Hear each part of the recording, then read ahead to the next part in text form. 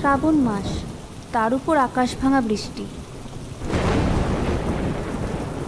তাই যত তাড়াতাড়ি সম্ভব যজমান বাড়ির পুজো সেরে নিহার চক্রবর্তী মহাশয় বেরিয়ে পড়লেন। প্রায় 2 কিলোমিটার পথ এখন হেঁটেই যেতে হবে।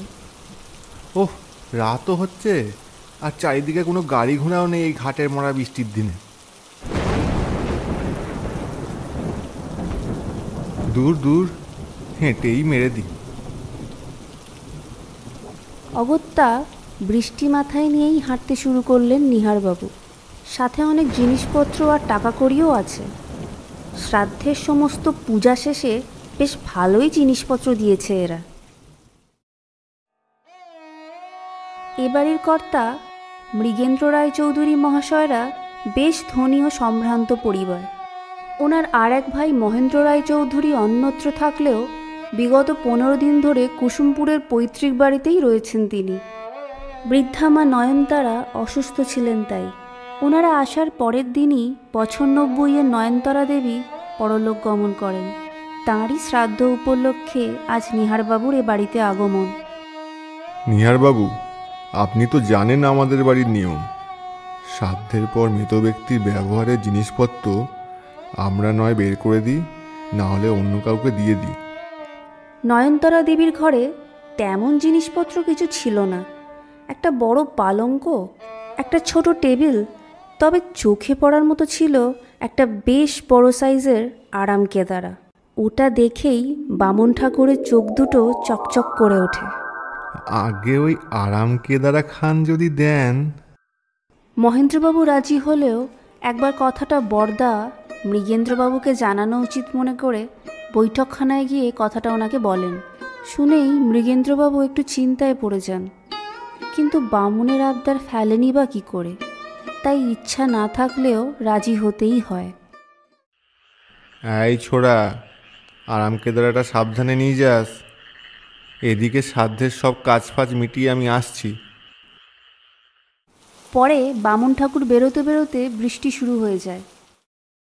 বাড়িতে ফিরে আয়েশ করে কলকে হাতে আরাম কেদারায় বসে চোখ বন্ধ করে ভুরভুর করে টানবেন, এই আনন্দে বৃষ্টিতেই বেরিয়ে পড়েন। কিছু দূর এগোতেই বড় মাঠটা পার করতে গিয়ে দূরে কোথাও খুব জোরে একটা বাজ পড়ার শব্দ শুনতে পেয়ে চমকে ওঠেন বামন ঠাকুর। রাস্তার এক পাশে ফাঁকা মাঠ, আর এক পাশে বাঁশঝাড় আর কিছু বড় গাছগাছালি। কিছু সময়ের জন্য একটা বড় গাছের নিচে দাঁড়িয়ে বৃষ্টি ধরার অপেক্ষা করবে কিনা ভেবে দাঁড়িয়েই পড়েন। হঠাৎ শুনতে পান কেউ যেন নাকি সুরে তাকে ডাকছেন, চক করতে, চক করতে। প্রথমে মনের ভুল ভেবে এড়িয়ে যান, কিন্তু একটু পরে আবার সেই একই ডাক কানে আসে। বলি, ও চক করতে, শুনতে পাসনি? কানের মাথা খেয়ে বসে আছিস নাকি? এই কে রে? বলে যেই না পেছনে ঘুরেছে অমনি তার ভিড়মি খাওয়ার জোগাড়। কে কে কে গিন্নিমা? হ্যাঁ রে হতচ্ছাড়া, আমি।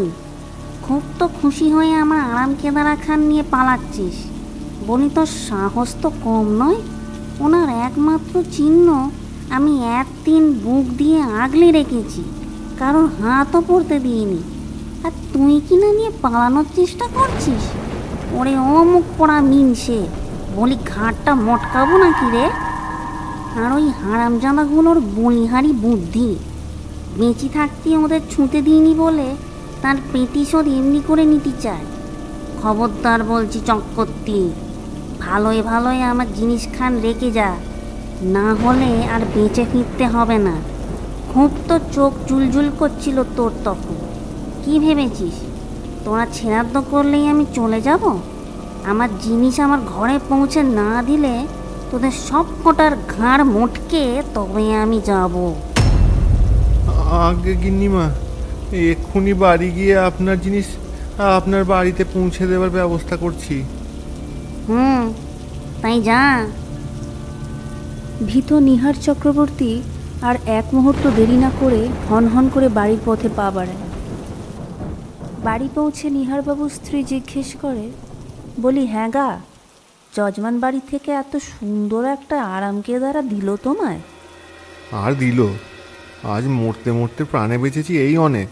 ওই আপদ এক্ষুনি বাড়ি থেকে দূর না করলে আর প্রাণে বাঁচতে হবে না। মানে কি কইতে চাইছো তুমি? দাঁড়াও দাঁড়াও, সব বলছি। আগে এটাকে পাঠানোর ব্যবস্থা করি। এই বলে বামন চক্রবর্তী আবার হন্তদন্ত হয়ে বেরিয়ে আরাম কেদারাটি রায়চৌধুরী বাড়িতে ফেরত পাঠানোর ব্যবস্থা করেন এবং নিজেও যান। রায়চৌধুরীদের বাড়িতে পৌঁছে নিহার চক্রবর্তী মৃগেন্দ্রবাবুর সামনে গিয়ে বলেন, আমায় ক্ষমা করবেন কর্তা, ও জিনিস আমি নিতে পারবো না। ওই রইল আপনার আরাম কেদারা। এই বলে আর এক মুহূর্ত দেরি না করে ওখান থেকে চলে আসেন বামন ঠাকুর, আর আসার পথে ওই একই জায়গায় এসে দাঁড়ান। গিন্নিমা, আপনার জিনিস আমি যথাস্থানে রেখে এসেছি। এবারের মতো আমায় ক্ষমা করে দিন। এই নাক মুলছি, কান মুলছি, আর কখনো কারো জিনিস লোভ করব না।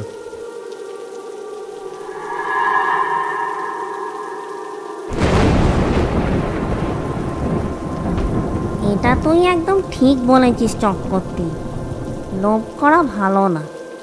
কিন্তু তোকে যে আমি এক রতিও বিশ্বাস করি না, তাই যতদিন তোরা বেঁচে আছিস আমি এই গাছেই থাকবো ঠিক করেছি, আর এখানে থেকেই তোদের ওপর নজরদারি করব।